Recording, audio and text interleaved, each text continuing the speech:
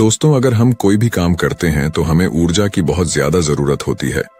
आप महसूस भी किए होंगे कि जब आप बीमार होते हैं तो आपकी ऊर्जा बहुत ही कम हो जाती है और आप चाह करके भी कोई काम नहीं कर पाते हैं। आप दिन रात बिस्तर पर ही लेटे रहते हैं और आपका बिस्तर पर से उठने का मन ही नहीं करता। और अगर आपकी ऊर्जा कम है तो आप पढ़ाई भी करेंगे तो आपको बहुत ही जल्दी नींद भी आ जाएगी। आपका पढ़ने लिखने का मन बिल्कुल भी नहीं करेगा और किसी भी कार्य में भी आपका मन नहीं लगेगा। आपको बहुत ही जल्दी थकावट लग जाएगी। इसलिए शरीर में ऊर्जा का होना बहुत ज्यादा जरूरी होता है।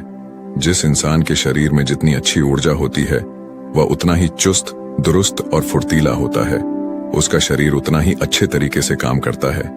लेकिन जिस भी व्यक्ति के अंदर ऊर्जा की कमी रहती है उसका मन बहुत ही निराश और हताश रहता है। वह चिंताओं में डूबा रहता है। उसका कोई भी काम करने का मन ही नहीं करता और उसे तमाम तरह की बीमारियां जकड़ लेती हैं। इसलिए शरीर में ऊर्जा का होना अति आवश्यक है। मित्रों, आज के इस वीडियो में हम ऊर्जा बढ़ाने के तरीकों के बारे में आपको बताऊंगा, जिसे जान और समझ लेने के बाद आप खुद अपने अंदर की ऊर्जा को बढ़ा सकेंगे और खुद आप तरोताजा महसूस करेंगे। आपके शरीर के अंदर फुर्ती आ जाएगी।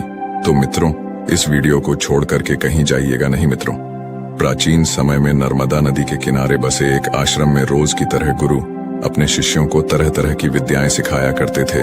कुंडलिनी योग से लेकर के ध्यान करने तक वह सारी विद्याएं अपने शिष्यों को सिखाया करते थे। उन्हीं शिष्यों में एक निर्मल नाम का एक शिष्य था जिसका व्यवहार अन्य शिष्यों से बिल्कुल अलग था। उसके शरीर में ऊर्जा रहती ही नहीं थी।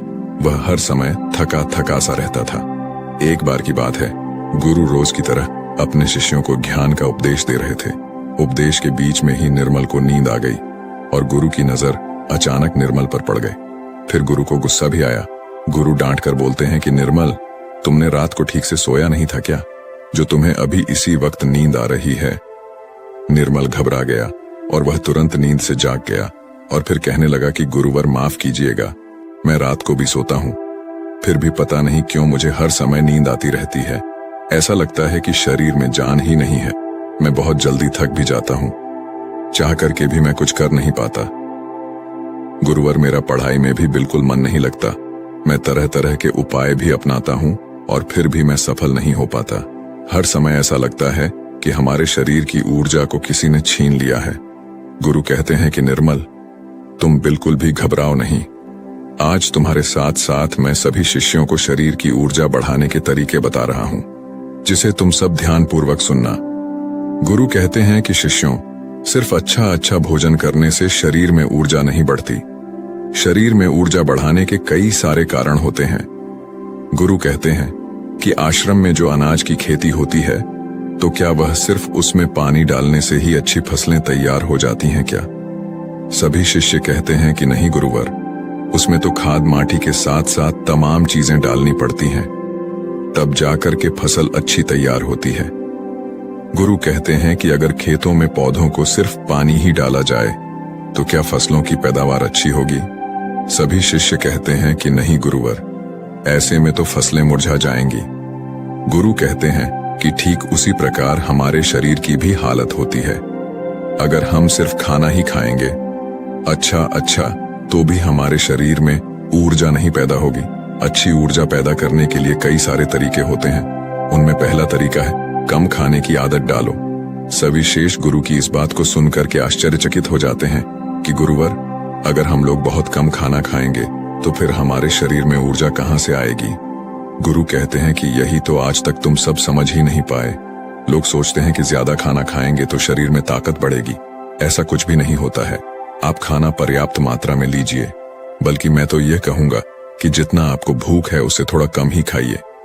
इससे क्या होगा कि जो आपके शरीर की प्राण ऊर्जा है वह भोजन को जल्दी से पचा देगी और जो बाकी ऊर्जा बचेगी वह आपके शरीर की टूटी फूटी कोशिकाओं की मरम्मत करने में मदद करेगी।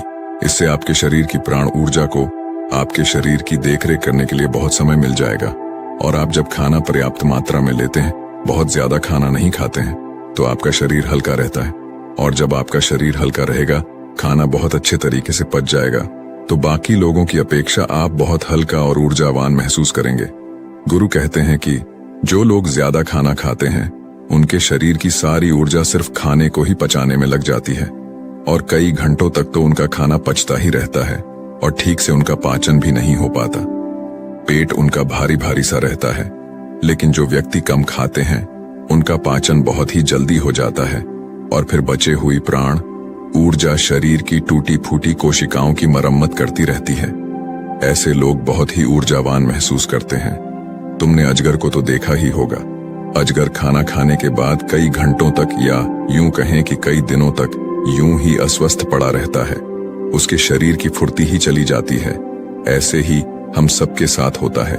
अगर हम ज्यादा खाना खाएंगे तो हमारे शरीर की सारी प्राण ऊर्जा पूरे दिन रात सिर्फ उस खाने को पचाने में लगी रहेगी। लेकिन अगर हम खाना पर्याप्त मात्रा में खाते हैं या जितना हमारी भूख है उससे कम खाते हैं तो हमारे शरीर की बची हुई प्राण ऊर्जा हमारे शरीर की टूटी फूटी कोशिकाओं की मरम्मत करने में लग जाती है। गुरु कहते हैं कि पहले तो तुम सब यह करो कि जितना तुम्हें भूख है उससे थोड़ा कम खाओ और आज से ही इस रहस्यमयी तरीके को अपनाना शुरू कर दो। इसका असर तुम्हें 1 हफ्ते में दिखने लगेगा। गुरु कहते हैं कि दूसरी बात जो तुम सबको याद रखनी है हमेशा ऊर्जावान बने रहने के लिए, वह ये है कि पौष्टिक भोजन खाओ। गुरु कहते हैं कि अधिकतर लोग तो सिर्फ पेट भरने के लिए खाना खाते हैं। उन्हें लगता है कि उनका पेट बस भर जाए तो सब ठीक हो जाएगा, तो ऐसा बिल्कुल भी नहीं होता है। आपके शरीर को विभिन्न प्रकार के विटामिन्स की जरूरत होती है। अगर आपके शरीर को पर्याप्त मात्रा में विटामिन्स नहीं मिलेगा तो धीरे धीरे आपका शरीर कमजोर पड़ने लगेगा। मान लीजिए कि आपके शरीर में विटामिन ए की कमी रहती है तो आपको रतौंधी रोग हो सकता है। अगर आप अपने खाने में कैल्शियम की मात्रा नहीं लेते हैं तो इससे आपकी हड्डियां कमजोर हो जाएंगी और उनमें दर्द भी हो सकता है। हड्डियों को मजबूत करने के लिए सबसे अच्छा तरीका है कि आप दूध का सेवन करें और आप थोड़ा समय धूप में जरूर बिताएं।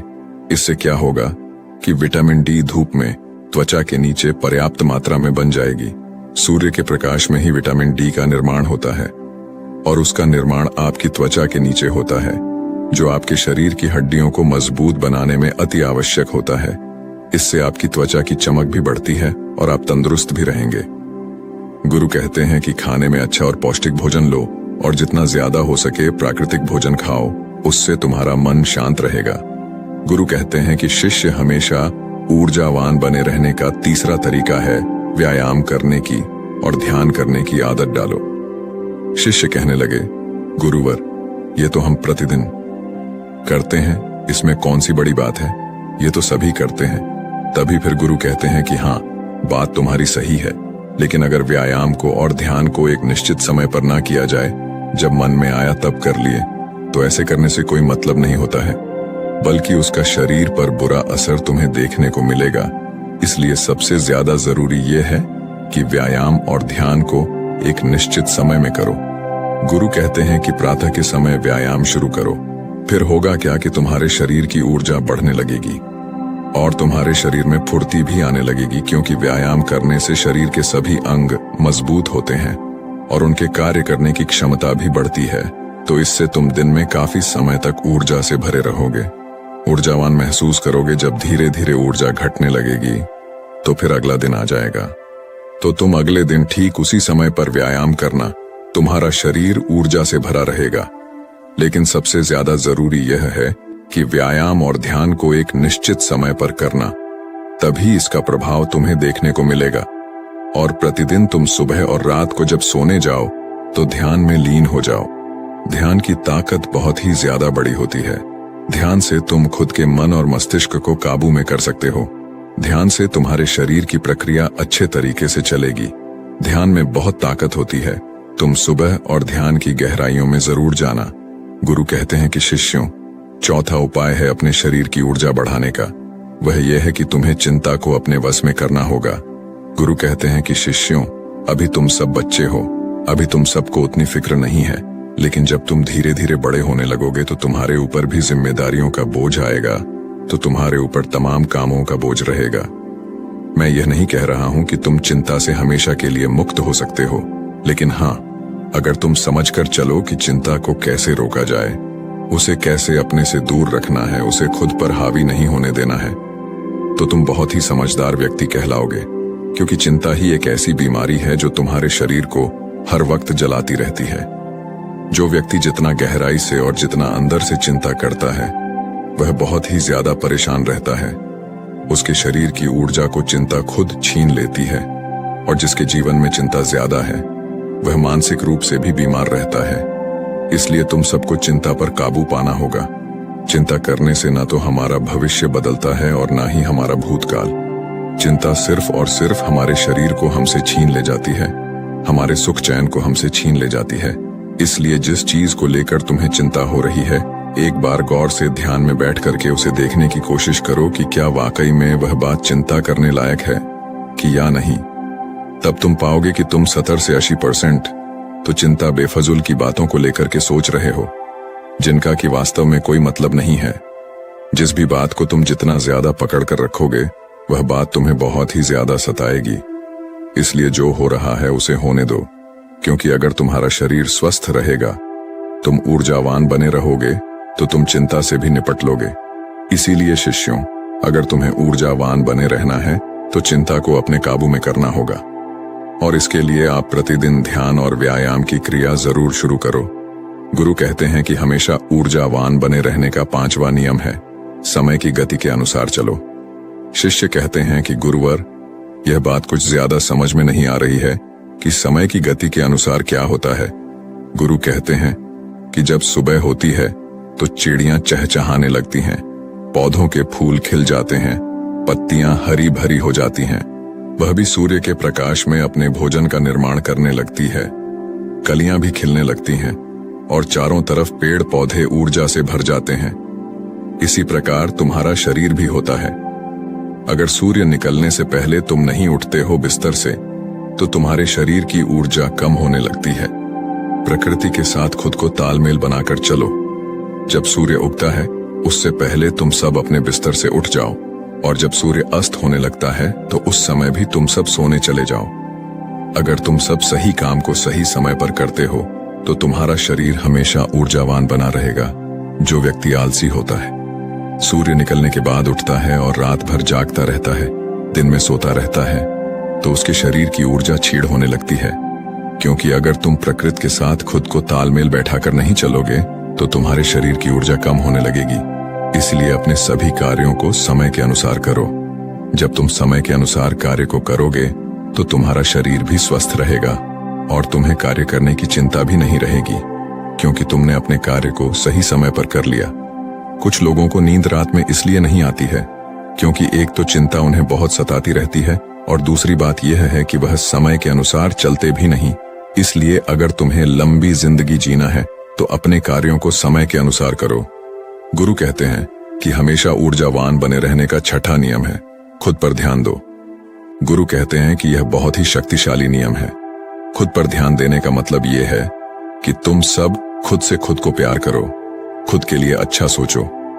कई बार होता है कि कुछ लोग दूसरों की जिंदगी से बहुत ही ज्यादा निराश रहते हैं। अगर कोई दूसरा विकास कर रहा है तो उससे बहुत ही ज्यादा परेशान रहते हैं। उससे उनके अंदर जलन की भावना उत्पन्न होने लगती है, और जो व्यक्ति दूसरों के विकास से दुखी रहता है तो उसके अंदर जलन की भावना पैदा हो जाती है, तो धीरे धीरे उसका शरीर ऊर्जा से छीड़ होने लगता है। इसलिए दूसरों पर ध्यान देने की बजाय खुद पर ध्यान दो, खुद को बेहतर बनाने में लग जाओ। जब तुम पूरी ऊर्जा के साथ खुद को बेहतर बनाने में लगोगे तो तुम्हारे कार्य जरूर सफल होंगे। वह व्यक्ति अपने जीवन में कभी भी सफल नहीं हो पाता जो हर समय दूसरों के बारे में सोचता रहता है, दूसरों की बुराई के बारे में सोचता रहता है, दूसरों से जलन की भावना रखता है। उस व्यक्ति की ऊर्जा कभी भी अच्छी नहीं रहती। लेकिन वहीं पर जो व्यक्ति अपने बारे में अच्छा सोचता है और दूसरों के भी बारे में अच्छा सोचता है तो उसकी ऊर्जा हमेशा बनी रहती है। इसलिए अपनी ऊर्जा को अगर बढ़ाना है तो खुद के बारे में अच्छा सोचो और खुद से बहुत प्यार करो। जब कोई इंसान किसी दूसरे व्यक्ति से जलता रहता है तो उसके हार्मोन्स नकारात्मक होने लगते हैं और अच्छे हार्मोन्स कभी भी उसके शरीर से स्रावित ही नहीं हो पाते, जिससे उसकी ऊर्जा कम होने लगती है। लेकिन वहीं पर जो व्यक्ति अच्छा सोचता है, पॉजिटिव रहता है, तो उसके शरीर के सभी हार्मोन्स सकारात्मक तरीके से निकलते रहते हैं, जिससे उसके शरीर में ऊर्जा बनी रहती है। गुरु कहते हैं कि हमेशा ऊर्जावान बने रहने का 7वां नियम है, सकारात्मक रहें। कैसी भी सिचुएशन तुम्हारी जिंदगी में आ जाए, तुम्हें हमेशा सकारात्मक बने रहना होगा। जो व्यक्ति जितना ज्यादा सकारात्मक होता है उसकी सोच उतनी ही ज्यादा सकारात्मक होती है। वह उतना ही अच्छे तरीके से परेशानियों से निपट सकता है। लेकिन जिसके दिमाग में हमेशा नकारात्मक बातें ही भरी रहती हैं, वह नकारात्मक बातें ही सोचता रहता है, तो उसकी ऊर्जा लगातार नीचे की तरफ बहती रहती है, जिससे उसके शरीर की ऊर्जा धीरे धीरे क्षीण होने लगती है। लेकिन जिस भी व्यक्ति के अंदर सकारात्मक भावनाएं पैदा होती हैं, सकारात्मक बातें वह सोचता है, तो उसके अंदर की ऊर्जा ऊपर की तरफ बहती है। और जब ऊर्जा ऊपर की तरफ बहती है तो वह किसी भी कार्य पर, किसी भी तत्व पर बहुत ही अच्छे तरीके से सोच पाता है।